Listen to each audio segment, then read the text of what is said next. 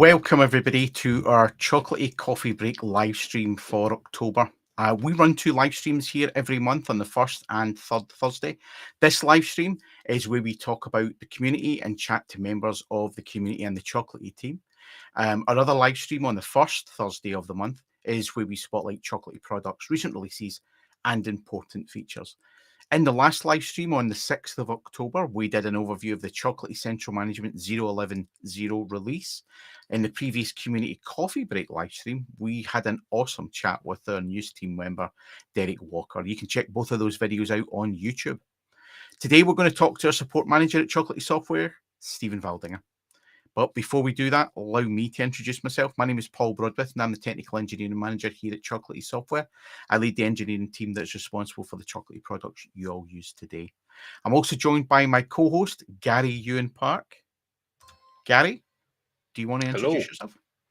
Yes, absolutely. As you said, my name's Gary Ewan Park. I am a principal software engineer here at Chocolatey, responsible for all aspects of Chocolatey across all its different products. So happy to be here to talk to Stevie.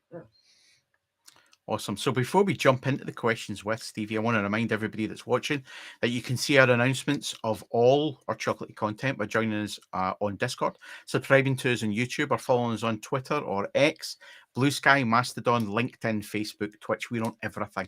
You can find all those links at the bottom of our homepage, chocolatey.org. So now let's jump into our chat with Stevie. Hey, Stevie. Howdy. Hi. So the first question is the easy one. It tells a little bit about yourself. Where do you come from and what do you do? All right. So, yeah, I'm Steven. Hi. Howdy.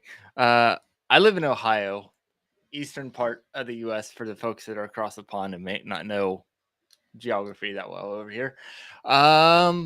Grew up on a farm and always liked breaking things that plugged into the wall to the point that it made my parents upset sometimes. And I just made a career out of it. Like I fell in love with computers really, really early. I've wanted to do this since I was like 8 years old. So lifelong tinkerer of all things technology. And yeah, that's about it for who I am, where I came from. I handle support here at Chocolatey, solutions engineering as well. I recently took that over as well. So I help a lot of customers all the time. That's what I do. I help people every day. It's super fun. Cool. So off the back of that then, so you grew up on a farm, obviously. Yeah.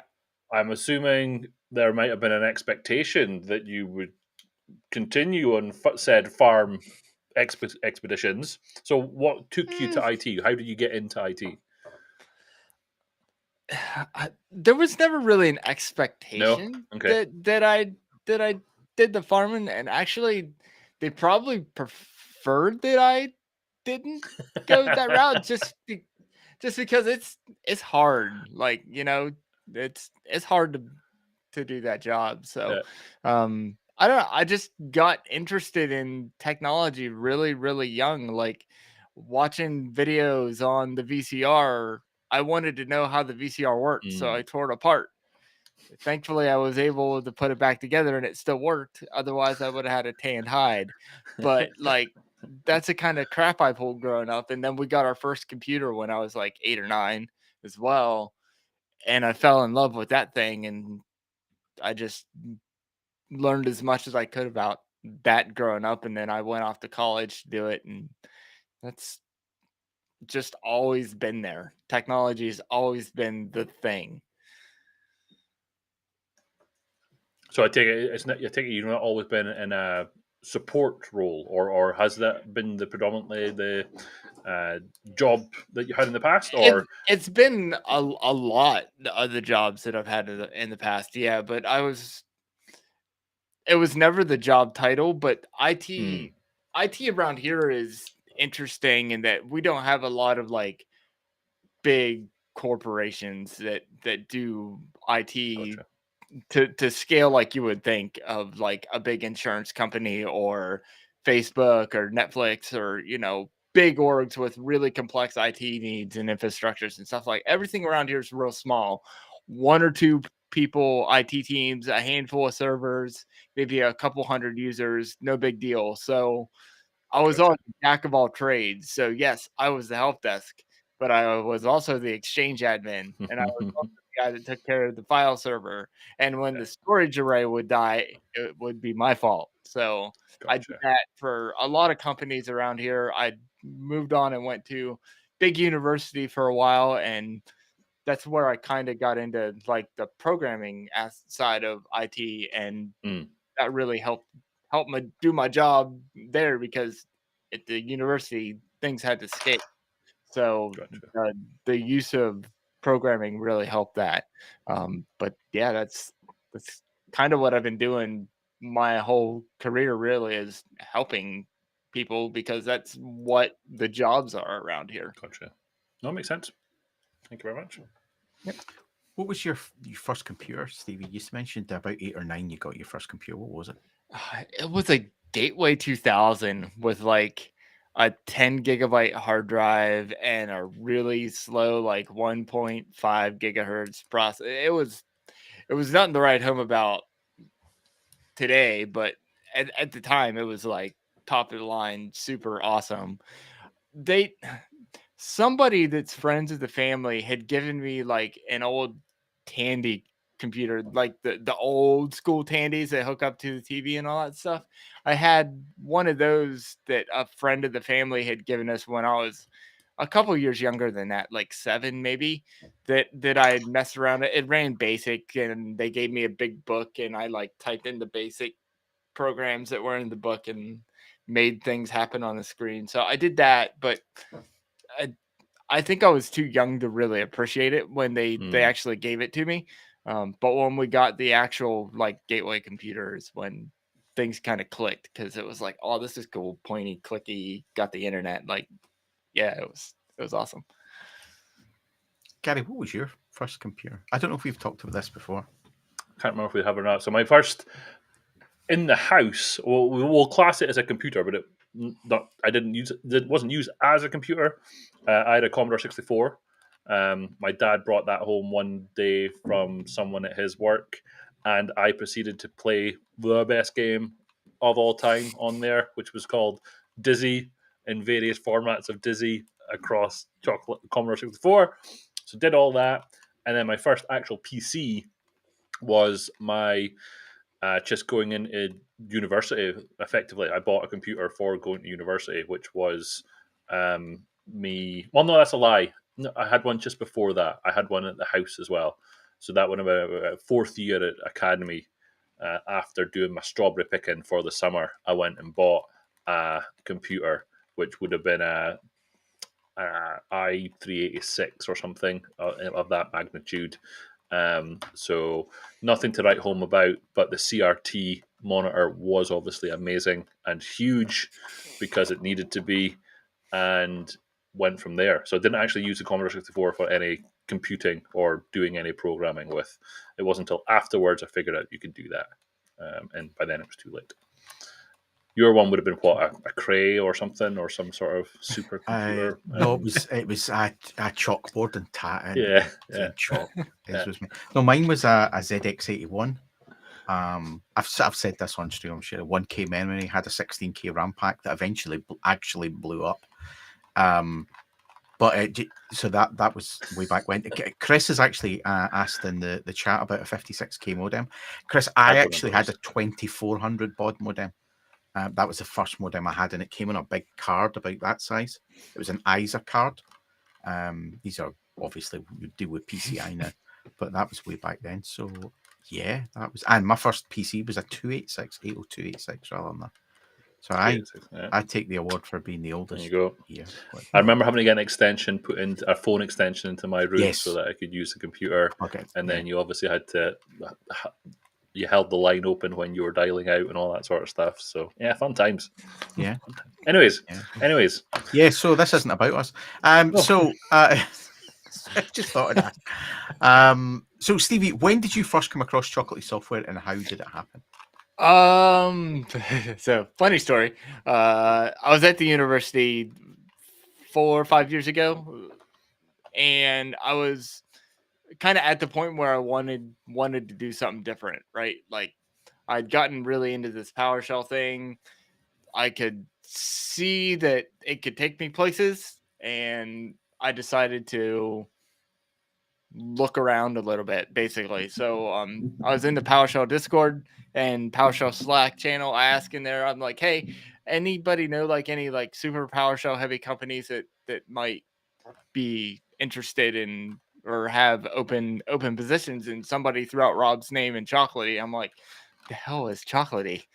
So I Googled around and I found out that it's a package manager for Windows, and under the hood, it's all PowerShell. And I'm like, well, that's freaking perfect. So I messaged Rob on Slack and was like, hey, can I have a job? I want to work for you. And of course, he's like, who's this kid? I have no idea who you are from Adam. Go away. He's like, baby, I don't know. Like he kicked it down the road.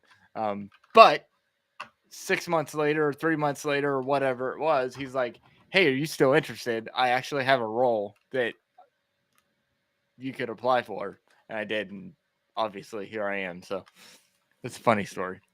Like, now, what you didn't say in all of that, was obviously you heard about my PowerShell expertise and you thought coming to work at Chocolatey would be amazing. Well, actually, yes.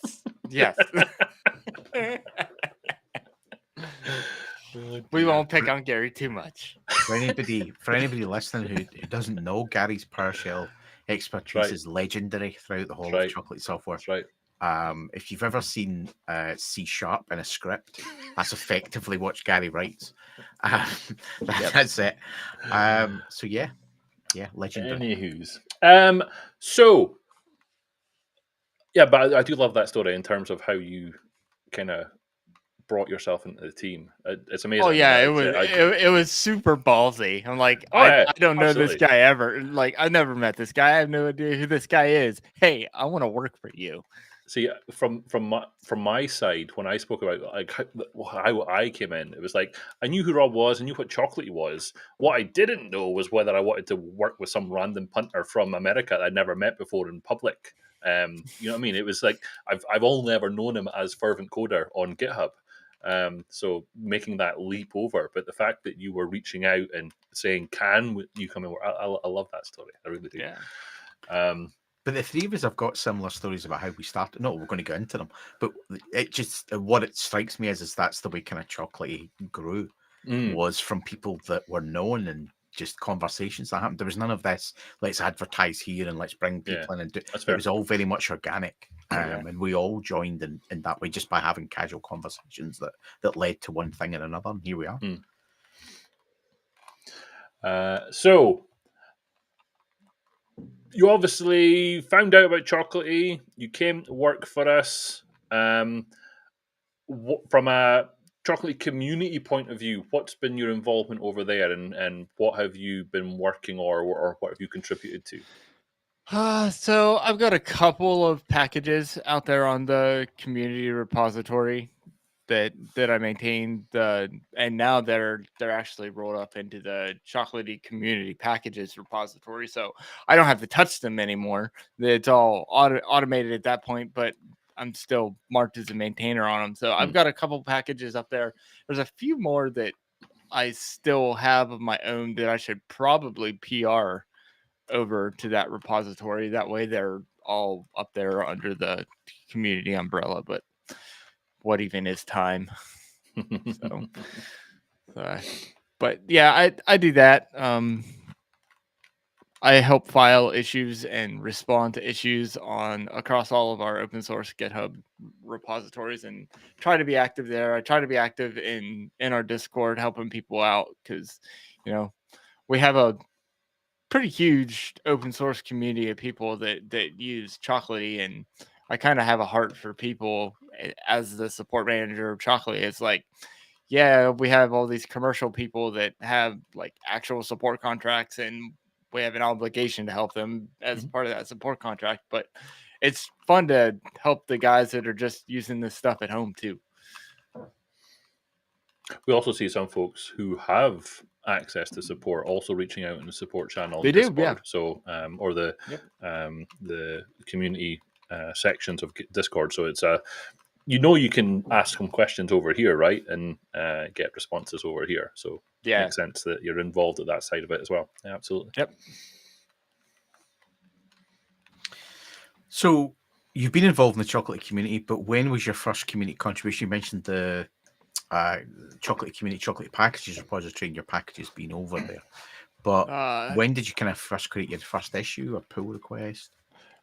Actually, I don't know if Gary remembers this or not, but it was right after Rob had messaged me and said, "Hey, I've got a role for you. Do you want to apply?" I said, "Yes, I'll apply." I immediately went out to Chocolatey's repository, found an issue, and submitted a pull request for it. Gary reviewed it and all that good stuff. And yeah, that's I remember messaging Gary on Slack too because I found him somehow. And was like, "Hey, I did this thing. Go look at it." It was totally me showbutting, be like, "Hey, look, I actually know what I'm doing. You should totally hire me. Check this out." Like that, I won't lie. But that was my first official contribution to Chocolatey, was trying to freaking work here. I am seeing that one now. I don't think I'd put 2 and 2 together at the time, but yes, we shipped that in 01012 of Chocolatey CLI. A long time ago. There we go. And that's the I don't even all spot on. Yeah, I don't even remember what it was. Looking at this, it was fixing of a typo, unfortunately, that's what that it we was. had That's in the what code base. Yeah. We had work directory rather than working directory. That's what it was. Yep. You made a change, so there was some conversation around it. Rob was involved in the ticket, and then ultimately, I clicked the merge button. Well, I didn't, unfortunately. I must have taken it local and rebased it and merged it, because the PR and GitHub itself is not merged. Yeah. But the work was included. So gotcha. Yeah. Absolutely. I don't think I'd put 2 and 2 together at the time. Yeah. I wouldn't have. I don't think I would have known your handle. Yeah. When you then came to work for us. Not. There we go. I didn't know that. That's fascinating to learn, actually. I love that. There you go. I love that. My plan worked. Are you okay there, Paul? You went away for a second. Yeah, no, I was trying to stretch my video out a little bit. I don't know whether I'm stuttering. I seem to be at my side. It's a little stuttering. There's a little bit of a lag happening, Yeah. The audio's fine, though. Is that any better? Am I having technical issues now? Okay. A little bit. No. It's coming and going. We'll roll with it. I'll try and not move. That'll be fine. Okay, so Chocolatey as a team member, Chocolatey community, making contributions, etc. What other communities are you involved in, or does that support work that you do in Chocolatey community, is that all your time, or are you involved elsewhere as well? That's a lot of it, but the Raleigh PowerShell user group that's based in Raleigh, North Carolina, I'm pretty active in that group. I've spoken to that group several times now. I attend pretty much every meeting they have. There was one last night, actually, that I was at. So I do that. There is a local group here in the county that I live in, of IT people from all the different companies around here that have their own like little user group that try to meet once a month, have lunch, talk about things. That group was active for a while, and then it kind of died off, but it's just recently started to come back. We're working on putting that back together and getting a meeting space and a time for it. So I'm hoping to help with that when they reboot that. But that's most of the outside of Chocolatey tech stuff that I get into. Yeah. Good. Cool. So moving on from the kind of community involvement that you've had, and moving on from me disappearing in the background here. I know what's caused the problem, but I can't fix it just now. But anyway, what is the one feature of Chocolatey that you feel is missing? You're very close to Chocolatey. You work with a lot of customers, so you must have a really good idea of what that one feature, that kind of golden ticket, just to kind of bring it, to the Chocolatey thing. That golden ticket that's missing, and what would you like to see implemented? Just one? You Got a pen? One that you feel's missing and one that you feel you want implemented. There you go, there's two. Okay. So I don't think if we're talking specifically Chocolatey and Chocolatey CLI as a package manager, at this point I don't feel like anything is missing. Because we tick for me, we tick all the boxes. You can install, uninstall, and upgrade all your stuff. You can pin your stuff. You can now have hooks around your packages so that pre and post install and upgrade and uninstall things have not uninstall, but yeah, pre and post things can happen. Like everything that you would want in a package manager, I feel like is there. It's all the extra stuff around it that you can do is where I think we could use some help in terms of Chocolatey central management and things like that. I feel like we should add stuff there that helps make people's lives a lot easier on the business side of things. The big thing for me right now is a way to manage the configuration of your central management installation from within the web console itself. In terms of, this is the SSL certificate that I want to use to secure the communication between agent and server. This is the database connection string that I want to use to store all the information that's coming in from the agents, et cetera, et cetera. Right now, it's a painful process to update that stuff in the correct way, because we encrypt that stuff at rest into all the different app settings files that we use for the different services, right? They work correctly if you just edit those files and put them in plain text. It's fine, it'll work. But it's not secure if you're using a connection string that happens to use SQL authentication and has the credentials in it. That sucks. You don't want that to be in plain text. So I think having a way without having to jump through a bunch of hoops and like reinstall packages with the correct connection string would be really great. That increases the UX for our end users.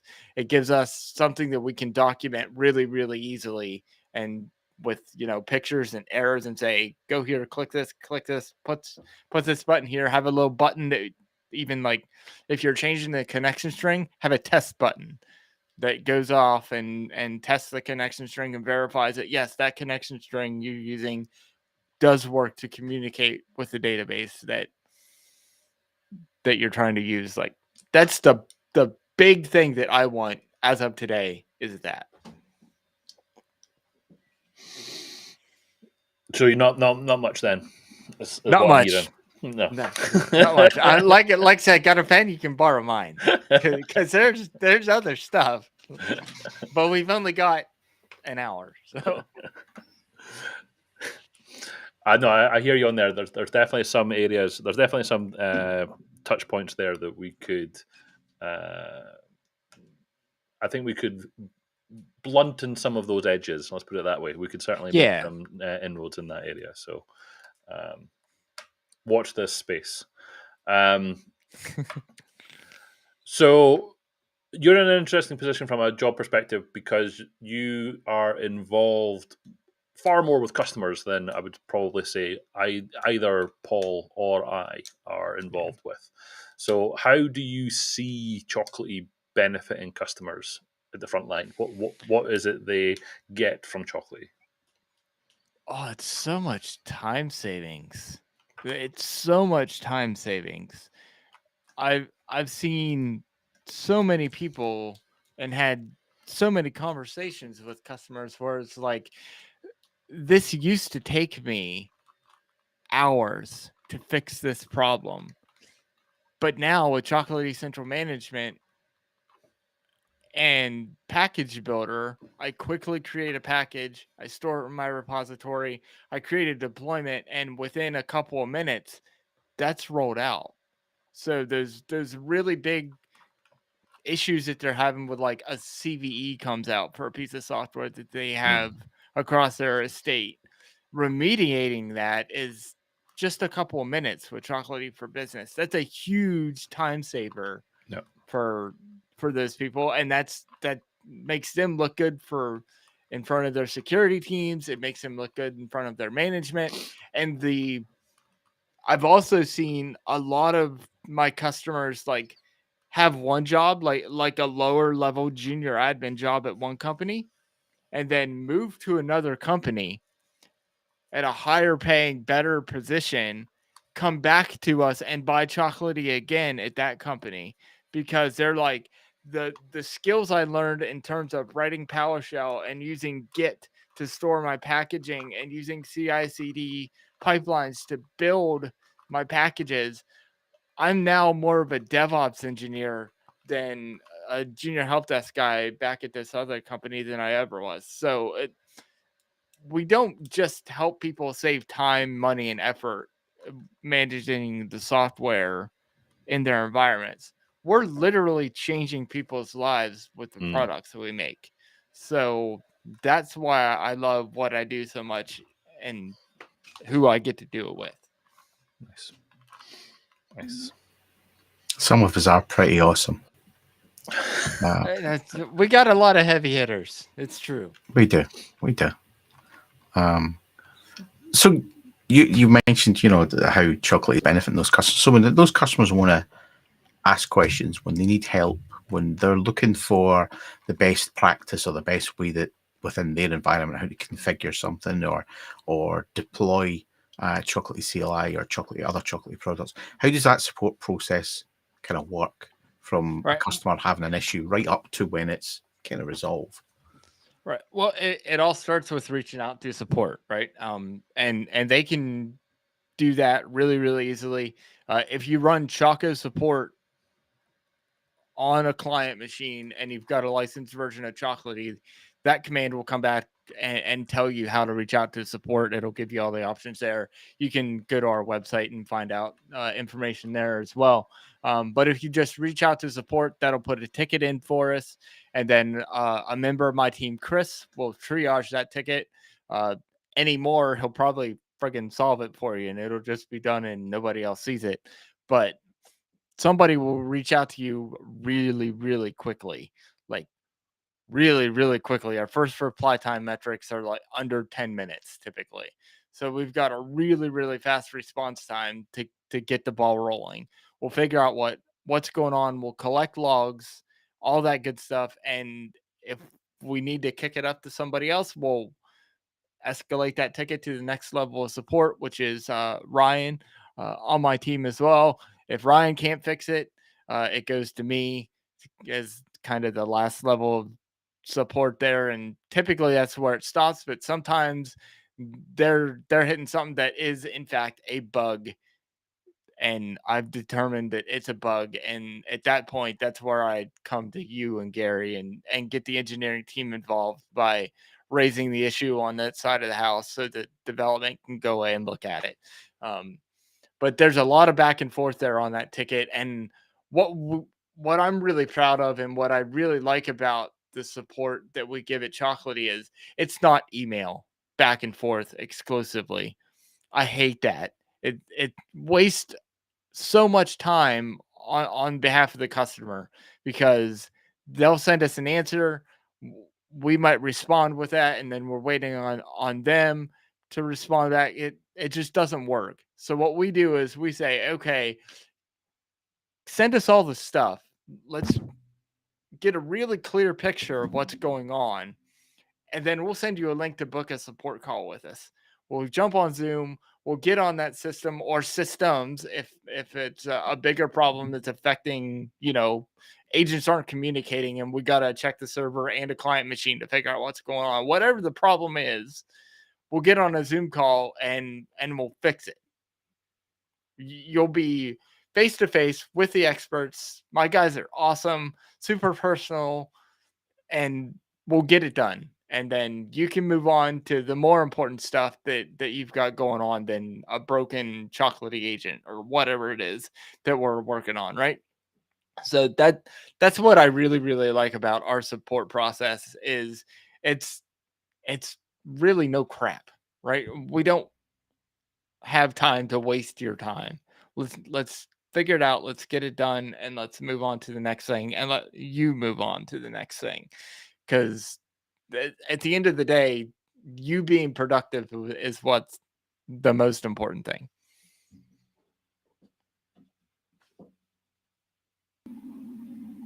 Awesome. I've lost Gary's audio. All sounds good to me. Sorry, no, I muted it deliberately earlier, and then I forgot to unmute it. So I'm a complete noob at this. So I think I might know the answer to this next question based on what you've just said, but let's go there anyway. So, what is the one thing that you're most proud of at Chocolatey? 100% the people and my team, and it's the people all around, because it really is a team effort when we do stuff. When development's working on a new feature or fixing a bug or whatever, it takes the entire development team to get that done, to go through our testing processes, to add new tests or fix broken tests. Like, there's a ton of work that goes into fixing, what could be a 3-line change. There's a ton of development effort that goes into that. And then it's up to us as a support team to understand the change that's coming so that we know how it's going to affect customers so that we can better support them. And the way that we interact together is awesome. Like, it really does feel like one cohesive, well-oiled unit. Now, Paul might say it feels like herding cats some days, and it does. Like, it definitely can get that way from time to time when we're really busy. But the team that we've built here is awesome, and the fact that, like, I've been here for 5 years now, and we really haven't lost people. We've really only added people. Sure, some people have left and things like that. That's going to happen, but by and large, the people that I started with are still here and have no indication that they're looking to go somewhere else. That speaks volumes about the company, and that's the most important thing to me, is that stability and that level of trust that you can build between teams. I mean, I'm just waiting until I win the lottery, to be honest. I mean, that's what I'm honestly, me too, but I've got to start playing to win. So it's this whole thing. There's a lot. You can buy a lot of Lego with a lottery win. Just don't get you me started. You absolutely could.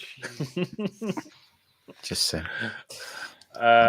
No, that was my question. So I'm over at you, Paul. I'll be quiet now. Sorry. Yeah. So the last question in this kind of section is, where do you see Chocolatey in the future? World domination.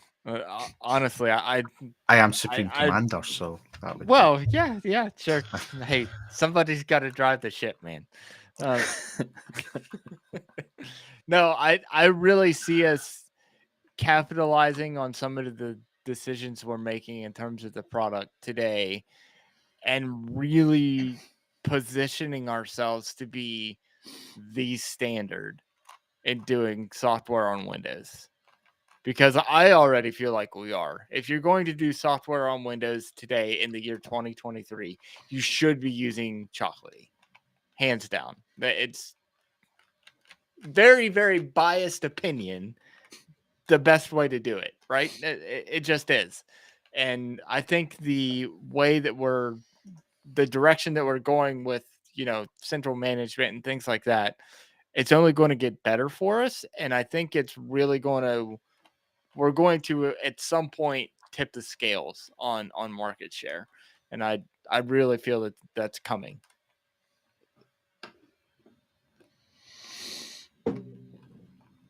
I agree. I've got nothing else to say. Absolutely. Well, let's break a silence. I agree. Okay. I was Thanks, guys. holding out to see if Paul was going to be introducing the next section, but I thought Stevie was maybe going to say something after he'd taken a drink, so I didn't want to do anything. Oh, sorry. You ruined it. No, I thought I felt like he was done, to be honest. Okay. So, all right. Okay. Well, we can move on to the next section then, Gary. That would be useful.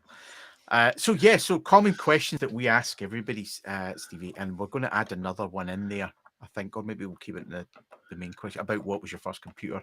It was Chris suggested that, and I think that's a good idea, actually. Anyway, so this is in honor of Richard Campbell, who does Run As Radio. He asks similar kind of questions. I always thought that was awesome. So anyway, the first question is, what is your favorite coding language and why? You ready for this one, Paul? I've been thinking long and hard about the answer to this question. Long and hard. Java, isn't it? It's Java. No, I'm just kidding. It's PowerShell. I love PowerShell. Come on. I was going to go with Ruby. Although I do miss me some Perl and PHP scripts. Dang it. Because in the past life, I used to do a lot of PHP and Perl crap when I was managing a Nagios server. And, CGI bin for life. Them Perl scripts. God help me. But yeah, it's PowerShell. I love PowerShell. Why though? Why do you love PowerShell? Because it holds my hand so much, and I don't have to write as much code should I need to. Like, I can do the same thing in C#. Like, I can interrogate a REST API with C#, no problem. But it's a whole bunch of lines of code, whereas in PowerShell to interrogate that REST API, it's invoke REST method. One thing, done. It's all wrapped up in this neat little ball that I can use, and it's well documented. It's got a really good interactive help system. It's just simpler. It's simpler and faster to do very, very complex things because you have the full power of .NET behind it. If you know that you can leverage that stuff. Like as you get more advanced at PowerShell, you tend to start writing more C# style code because you know how to bend the language. But for just getting started, PowerShell is super, super awesome and approachable. And it's super powerful as well. It does everything you're ever going to need. Okay. So when you are coding in your preferred language, which is PowerShell, C#, in what IDE are you spending most of your time? And Notepad. Do you love it or hate it? I love Notepad. What are you talking about? It's been around forever. No, it's VS Code for life. I love VS Code. VS Code with a couple of extensions. It's perfect. It's excellent. I mean, it is very good at what it does. I mean, It is. I'm on most days I have it open. Sometimes it's in conjunction with Visual Studio, so depending on what I'm doing, I'll have both open. But yeah, it is very good at what it does. There's no argument. Yeah. It's kind of that whole use the right tool for the job thing. Like if you're a C# developer, you're going to use Visual Studio just because the debug experience over there is better. There's more tools in your arsenal over there than there are in VS Code for something like that. But if it's a .NET Core simple C# thing that you're doing, VS Code is perfectly capable to handle that workload as well with the same a slightly less advanced debugging experience. You can still debug inside of VS Code. It's just not as heavy as full-blown Visual Studio. And the extensions ecosystem that VS Code has is really, really great as well and makes it a really, really flexible editor. That's why I like it. I don't have to change. Even if I'm working in our docs and it's just Markdown, VS Code is still perfectly suited for that. It supports it. And I don't know. They've done a really, really good job with VS Code, and that was a really, really smart decision. on the part of Microsoft to start that project and open source it. I think open sourcing it really helped. Agreed.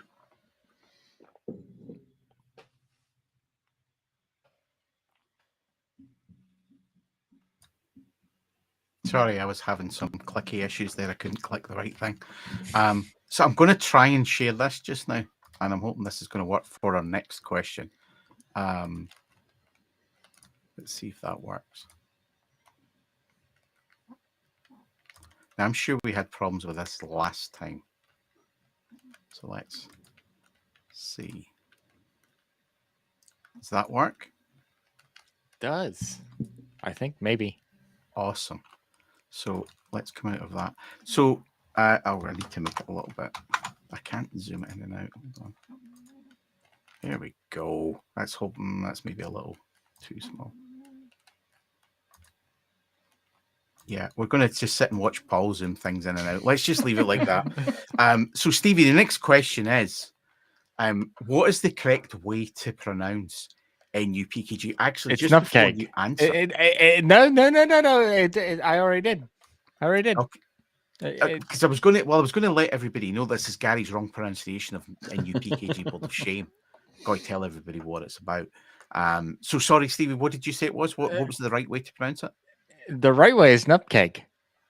The right way is Nupkeg. Nupkeg, yeah. All the way to the left. Come on. Move all the way. The right way is... That sentence doesn't make sense, Stevie. You've got the right way, and then you've got Nupkeg. Yeah. Those... That... No. That's sorry. That's not right. But as Corey's pointed out, you've got the correct pronunciation being Nupkeg David. I'm not quite sure what's going on there. I did actually. So, what I'd actually realised is just while you guys were answering the last question is that I didn't have this board up, so I quickly copied David's name to put it next to Stevie to type Stevie's name in, but I couldn't see David. Long story, so it's not actually Nupkeg David. We will just move that down there, and then I'm not going to put Stevie, and then I'm going to put Stevie is wrong. Beautiful. So you're saying it's Nupkeg, Stevie? Really? Yeah, it's Nupkeg. It's Nupkeg. Welcome to the team, Stevie.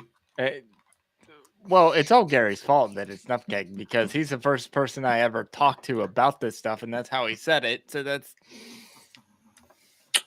it was canon at that point. Okay, so it's just Nupkeg. It rolls off the tongue so well.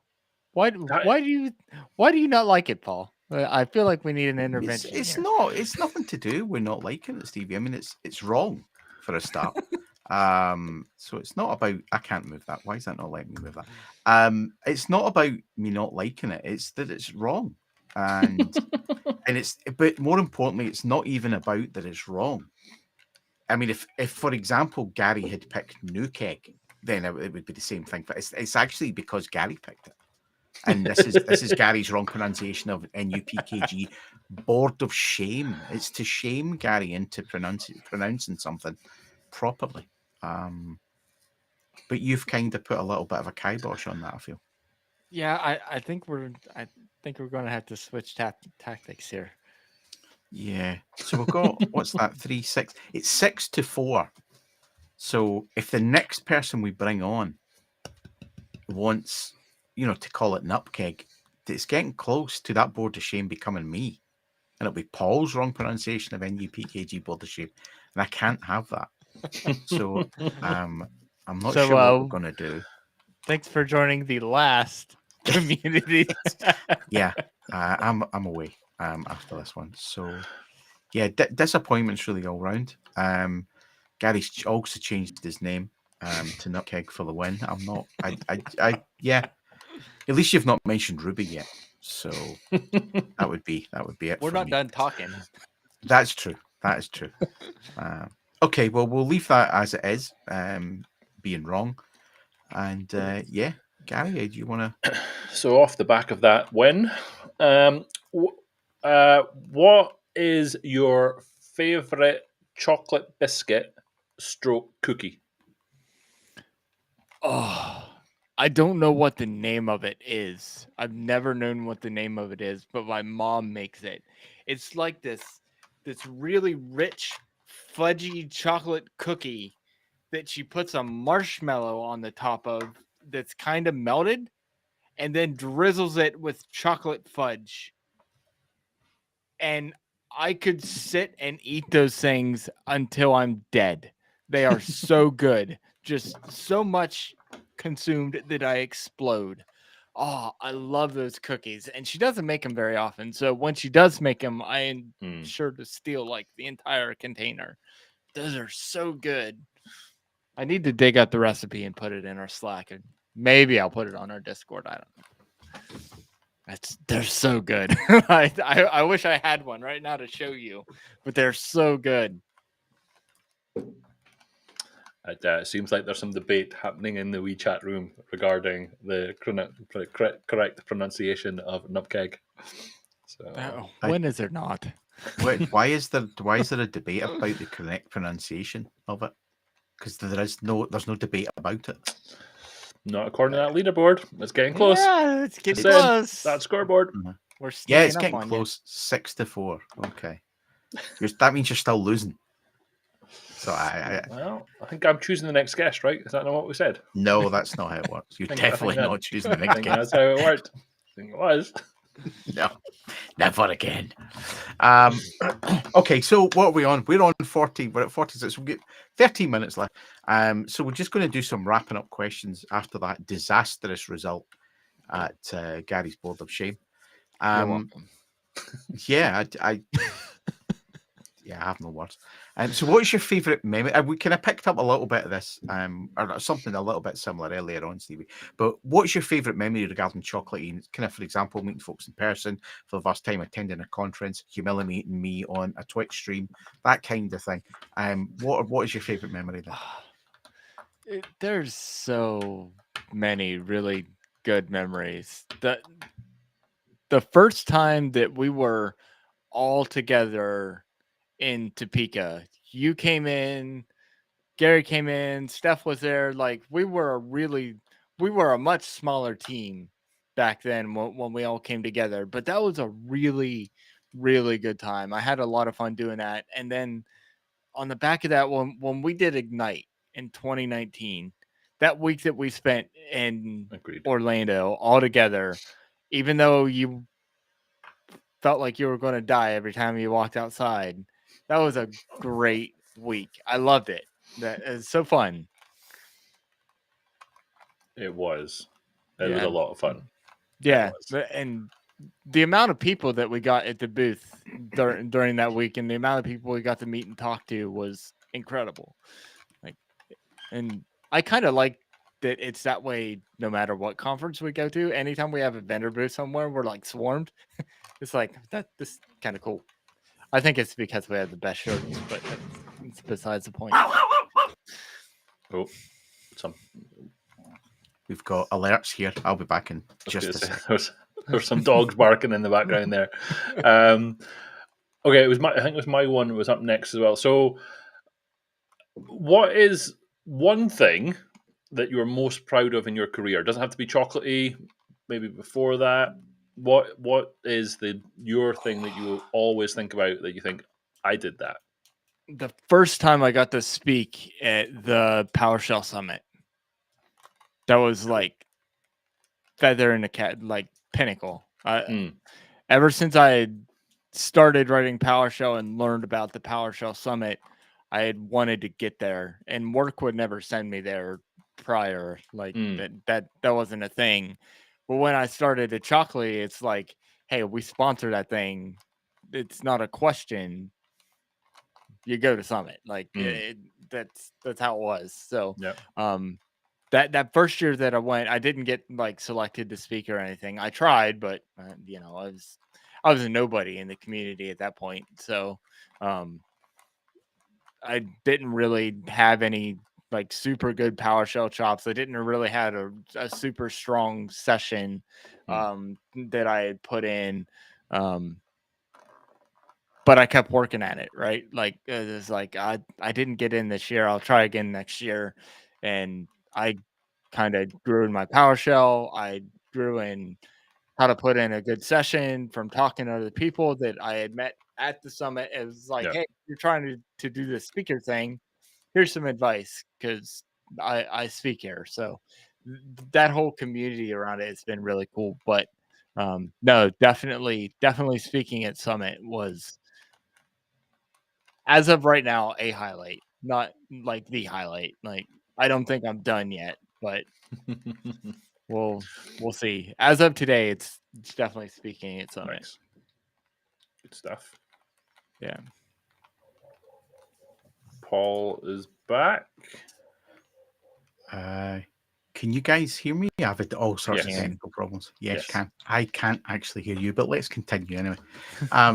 Okay, so we've again touched on a little bit of this earlier, Stevie, when we talked about what does the future look like for Chocolatey Software, but what does it look like for Chocolatey Software and you? Lord knows.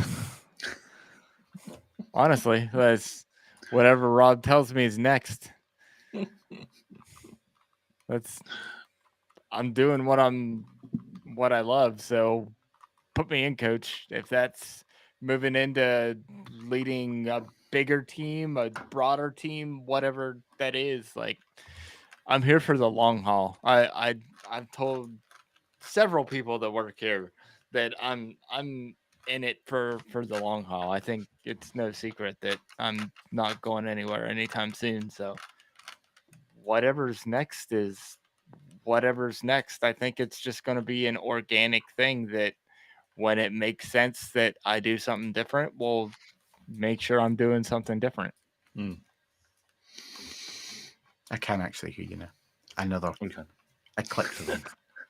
This has been a disaster for me. Sorry. Cool. Okay. If we got, before we finish up, Stevie, is there anything else that we haven't covered that you wanted to say? I don't think so. Maybe sorry to me. No, if I had something to apologize for, I can show you the board again if you want to. You want to see that and remind you. Well, let's not travel back into the past. Come on, it's so fine. That's uncomfortable for everyone. Yeah, exactly. The only way to go from here is forwards. So that's true. Forwards. Yeah. Let's just move on. Cool.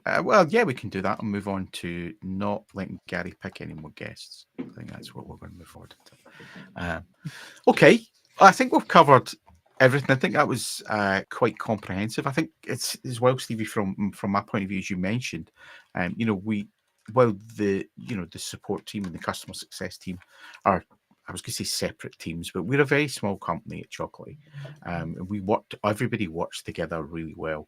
And we all work together to make sure that the customer gets the best solution to their problem. So as you said, from a support perspective, things need to come up to engineering to fix. We're only, a Slack message away. It's not as if, we're a huge company with hundreds of developers that kind of gate all of that. And we don't do any of that. Sometimes customers, we'll speak to customers directly. Gary's jumped on a number of calls as well, just to find out more information from the customer directly, gather some additional logs, that kind of thing. So that's how we do things here, and that's how we treat customers. So it's really great working with a support team that has, and I've said this before as well, I said it on stage as well at a couple of talks, I've now worked in a company where the support has less than a 10-minute response time. I mean, that's unreal. The customers send a message in and literally minutes, they've went away to get a coffee, they come back and there's a reply sitting there. So that's unheard of. So, kudos to you and the team. Yeah, I think Chris takes it as a point of pride to try and beat some of the automation that we have running that helps us with those first reply times as well. Because we do, when you put a ticket in, we do automatically say, hey, send us logs and run this stuff and provide it as a zip on the ticket. Like, there is some stuff that we do automatically because we know we're going to want it. Like, that's going to help us. So just automatically send that stuff. But Chris likes to try and beat that. And according to the reports that I get, he does pretty freaking often. And it's really cool. Yeah. So yeah, kudos to everybody on the team. Okay, well I think we've got 4 minutes left, so we'll probably just wrap up now. So Stevie, thanks for coming on today's live stream. Really appreciate it. As I mentioned, it's great working with you on the team. We're glad we got you on. And thanks as well to Gary for co-hosting today. That was awesome. Even though, yeah, well, let's not talk about it again. As Stevie says, let's move forward. Move forward. And thanks to everybody for watching us today. We really appreciate your support. We appreciate you watching us. But if you follow us on Twitch and you subscribe with the bell on YouTube, you'll actually get notifications when we do stream. And if you give the video a like on YouTube, we can get that content out to other people as well, so they can see how much Gary's lagging behind in his board of shame. You can also see our announcements of all the Chocolatey content by joining us on Discord, subscribing to us on YouTube, as I said, following us on Twitter or X, Blue Sky, Mastodon, LinkedIn, Facebook, Twitch. As I said, we're on all the things, and you can find all those links at the bottom of our homepage, chocolatey.org. Our next product live stream is on the 2nd of November, and we'll have a community coffee break on the 16th of November as well. We'll also have a final wrap up, a kind of overview of the year in early December as well. But if you join us on any of those links that I mentioned, you'll get notifications about all of that happening. So we hope to see you then. Take care and bye-bye. See you later. See you, folks.